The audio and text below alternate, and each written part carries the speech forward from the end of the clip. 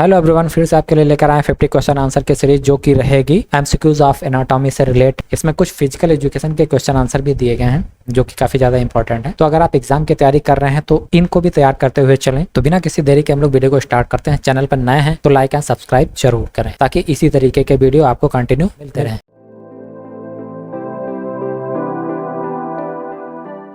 Question number 1, the name of valve between left आर्टियम and left ventricle is. Left आर्टियम और left ventricle के बीच का जो बॉल्व होता है उसको क्या बोलते हैं? बोलते हैं उसको mitral valve. Recreation movement in India was started by. Recreation movement जो इंडिया में स्टार्ट हुआ था किसके द्वारा हुआ था? Correct answer is G D Sondhi, या इनको कहते हैं Gurudutt Sondhi. Geographical and climatic condition should be considered when planning. मतलब मौसम से संबंधित या आसपास के पर्यावरण से संबंधित जो भी प्लानिंग होती है उसको अगर हम देखते हैं तो जब भी हम कोई आउटडोर एक्टिविटी करते हैं तो इन सब चीज़ों को ध्यान रखते हैं। The duration of Russell Lange's volleyball test is. तो जो रसेल लॉन्ग्स वॉलीबॉल टेस्ट होता है उसकी ड्यूरेशन 45 सेकेंड की होती है। Supination and pronation are the movement of. Radio ulnar joint के मूवमेंट होते हैं। इसमें हैंड की हथेली को 90 डिग्री पर कभी फ्लोर की साइड में करते हैं या कभी स्काई की साइड में करते हैं। तो इस तरीके से मूवमेंट होता है। The instrument to be measure height is called. वो इंस्ट्रूमेंट जिससे कि हाइट को मेजर किया जाता है या हाइट नापी जाती है उसको स्टेडियोमीटर बोलते हैं।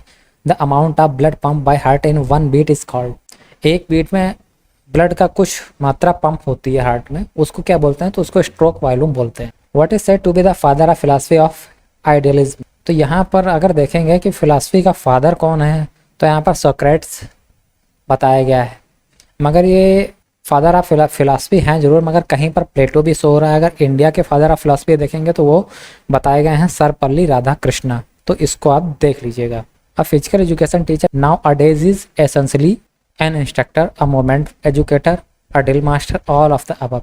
अब जो आजकल फिजिकल एजुकेशन टीचर होते हैं वो उनका महत्व लगभग हर चीज़ में होता है, चाहे वो इंस्ट्रक्टर हो या मोमेंट एजुकेटर या ड्रिल मास्टर हो, ऑल ऑफ द अबव सब में वो इन्वॉल्व होते हैं। Which of the following terms donate the toughening of body as its major objectives। तो toughening of body is major objective of physical education। तो ये physical education में होता है। The most important factor in the organization of recreation is।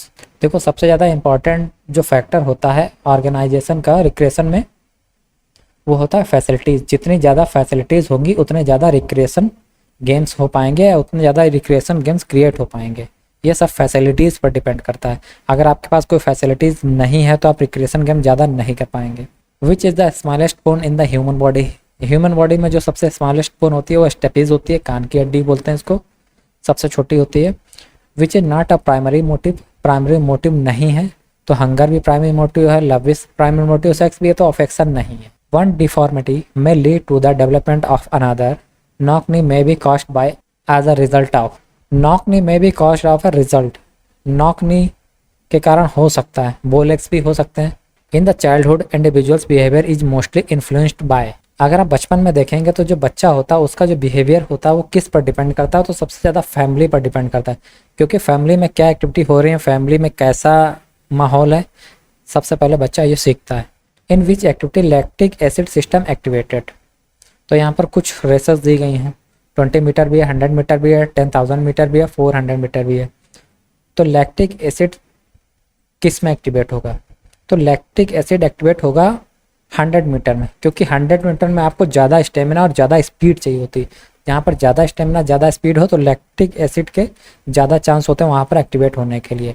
One of the following is an excellent example of condyloid joint. तो यहाँ पर नीचे कुछ चीज़ें दी गई हैं, कुछ जॉइंट्स दिए गए हैं, इनमें आपको कैंडेलाइट जॉइंट का एक एग्जांपल बताना है।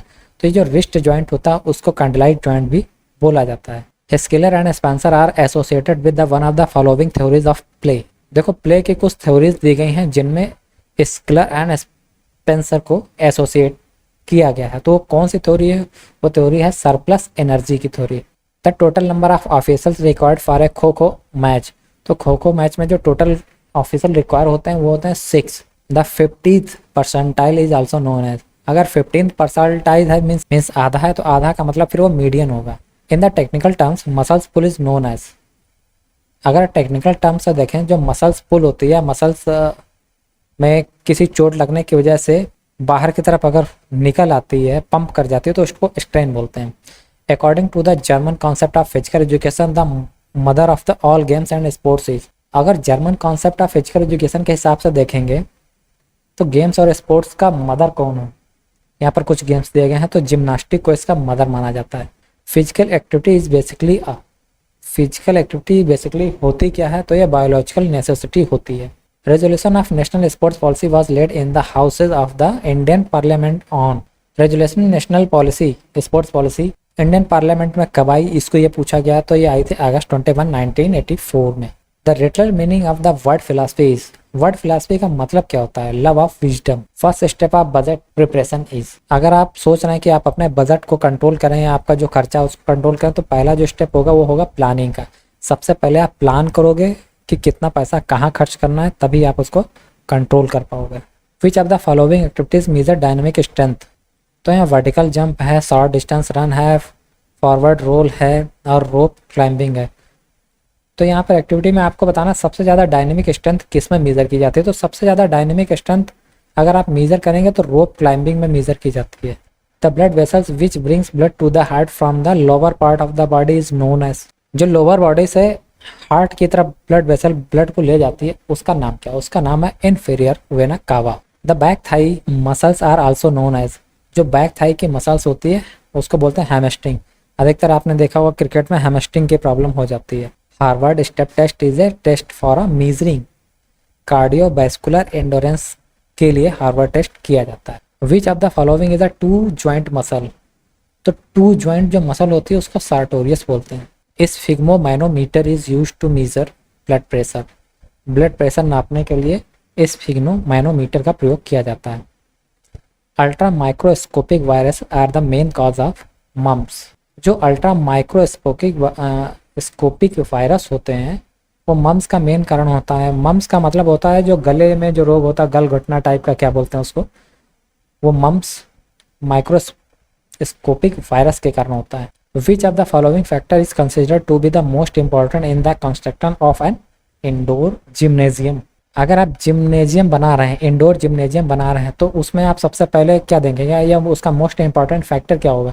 तो सबसे पहले देखेंगे वेंटिलेशन, कि जिम्नेजियम के अंदर से जो गर्म एयर है जो वहाँ पर खेलने वाले प्लेयर की वजह से हो सकती है, वहाँ पर इकट्ठे हुए गैदर्ड हुए पीपल्स की वजह से हो सकती है, तो वो जो एयर है उसको बाहर निकालने का रास्ता जो होता है उसको वेंटिलेशन बोलते हैं। तो सबसे पहले आप इंडोर जिम्नेजियम में वेंटिलेशन बनाएंगे, ये देखना जरूरी है।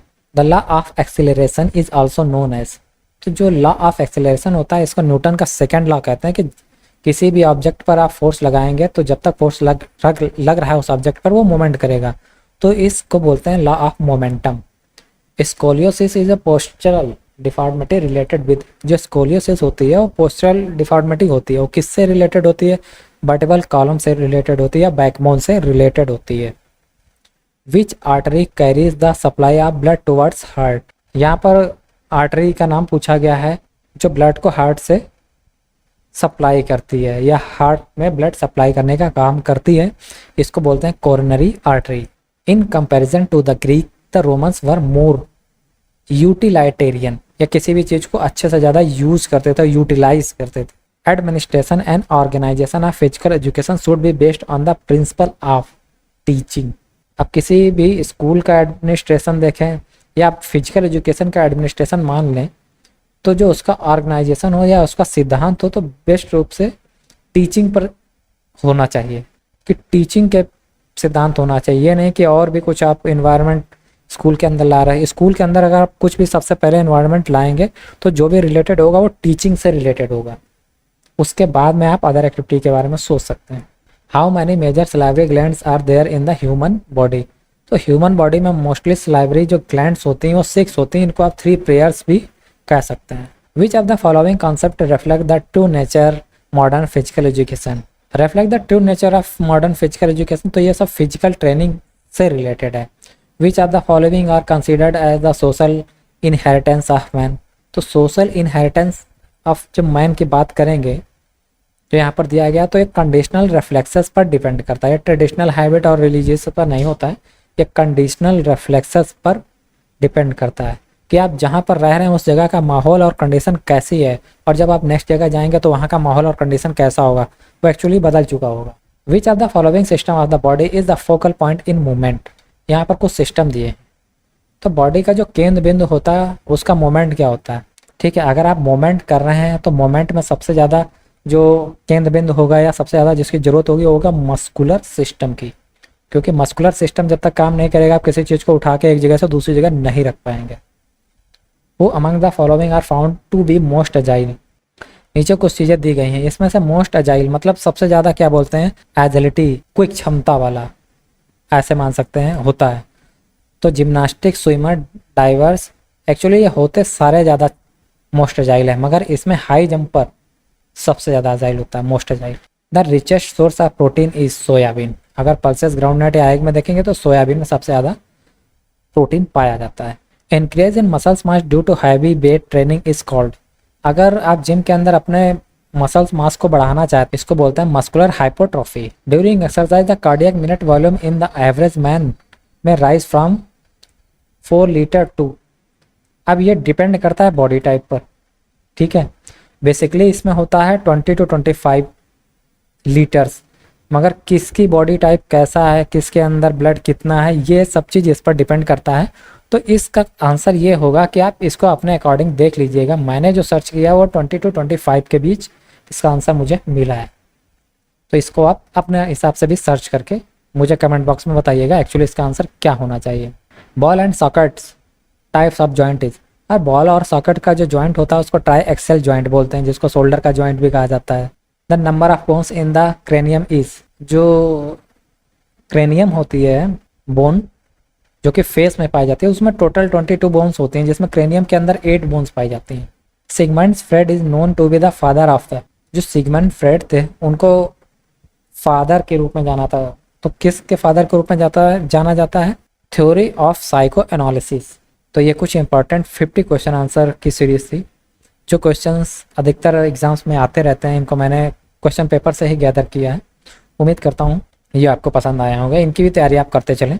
तो 50 क्वेश्चन आंसर की सीरीज कैसी लगी आप बता सकते हैं। मिलते हैं आपसे नेक्स्ट वीडियो में नए टॉपिक के साथ। वीडियो देखने के लिए धन्यवाद। जय हिंद।